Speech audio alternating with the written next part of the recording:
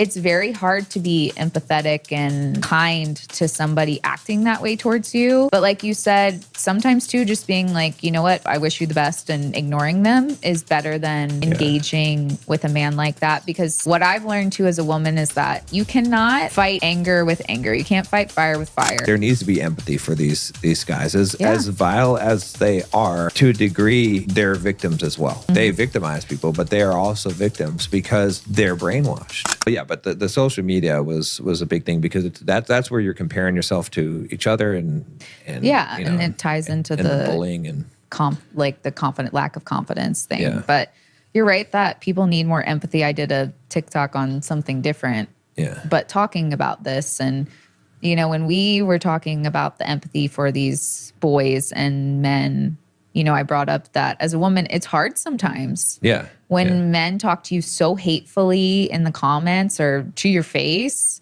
because they're subscribed to that women-hating ideas and that it's all our fault, it's very hard to be empathetic and, kind to somebody acting that way towards you.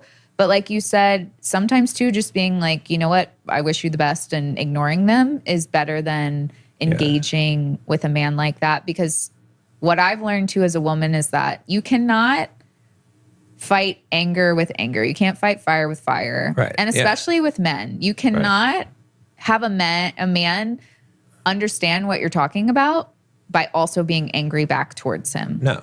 That just makes him more angry. You have to think of it through his perspective. If he's yelling at you and saying all these things and you say them back, right.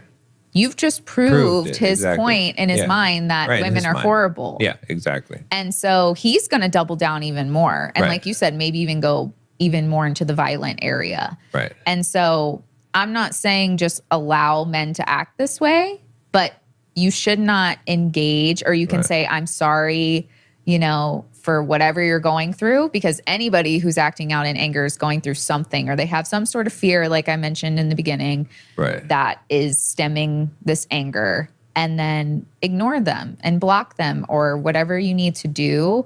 But fighting the anger with anybody is not going to get your point across. It's not going to garner more empathy or compassion.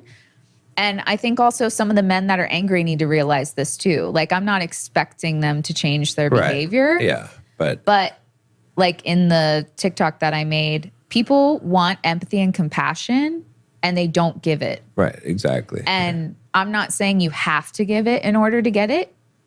But if you're expecting empathy and compassion as like an angry man from women, you have to give that. Yeah. You have to embody that. Like, I'm not saying that it's a tit for tat. No. I'm saying, though, that if you're expecting that from the world, you have to give that to the world. And I mean, I think it's worth saying, though, like we were talking about, or we got a little bit into, is the message, the thing that's really important to understand is that there needs to be empathy for these guys. As vile as they are, to a degree, they're victims as well, right? Mm-hmm. They victimize people, but they are also victims because they're brainwashed. Right. Because they have believed that there's no hope, that a lot of people in that situation would act in a horrible way when they believe there's no hope and the world is against them and women are against them or whatever it is. And so it's sad. It's sad place to be. It is. To be afraid that you have no future, to think that women don't like, when you believe all these things, you're in a very dark place, right? And it's kind of interesting because in the show too, there was that contrast, right? I remember if you watch the show, the main police officer dude, he's the black dude, he's jacked. I'm like, damn, that dude is jacked. He's like jacked, he's ripped, he's just jacked, right? And there's a reason why they cast that guy. I didn't know at first, but then when you see his son is kind of this lanky, awkward, dorky kid, right?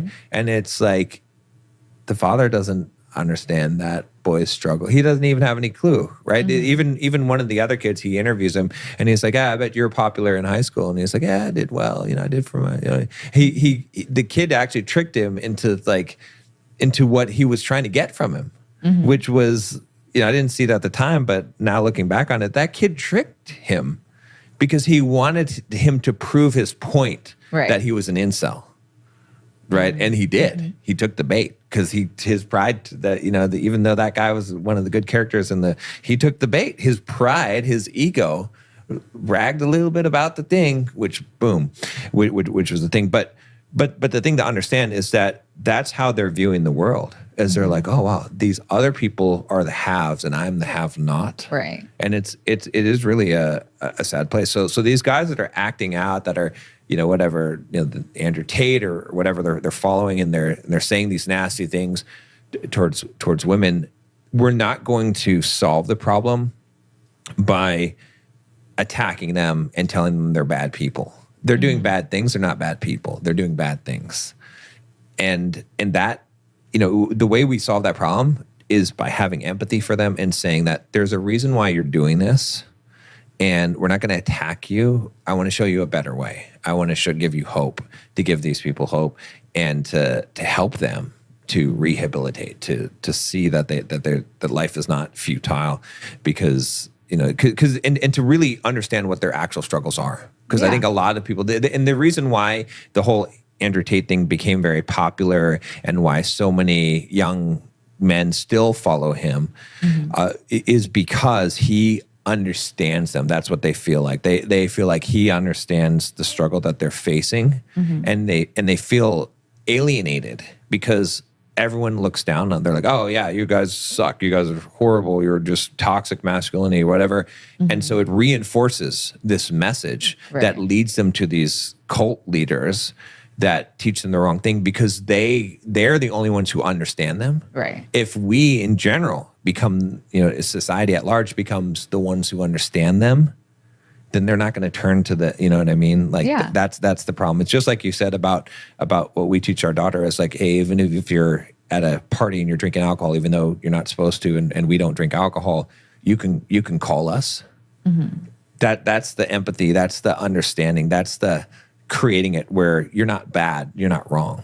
But imagine if we had a different viewpoint. If we're like, all right, if you ever are out at a party, if you're drinking alcohol, you're underage, you're like, that's horrible. You're bad. Like a daughter who is my daughter should never ever be doing that. I would be ashamed of you, right? Do you think she's going to call when she's in trouble? No. And that's what these young kids, that's what these men are. They're like, I don't want to go to get help. I don't want to talk to women. I don't like this Andrew Tate guy, this red pill guy on the internet. He understands me. That's why they go to them. And so we're reinforcing the problem by not having empathy for these guys. Not to let them do whatever they want to do. I'm not in any way saying that. But what I'm saying is that you have to understand that these guys are deeply hurting. They're deeply scared, like you said. And that's why they're being drawn into these things. And there's truth. There's validity to the problems that they're saying. There's validity. Even the guys that are like, oh, marriage is such a bad deal for men, or the divorce court, or all this stuff. There's some validity to these concerns, and to guys that have been burned by women and all of there's validity to these things. And we have to like acknowledge and say, oh yeah, okay. Yeah, life is hard. These things are hard. This is it. But here's a better way, rather than, there's nothing you can do about it. Right. Yeah. No, I agree with you. Better than perfect, we stay through every fall.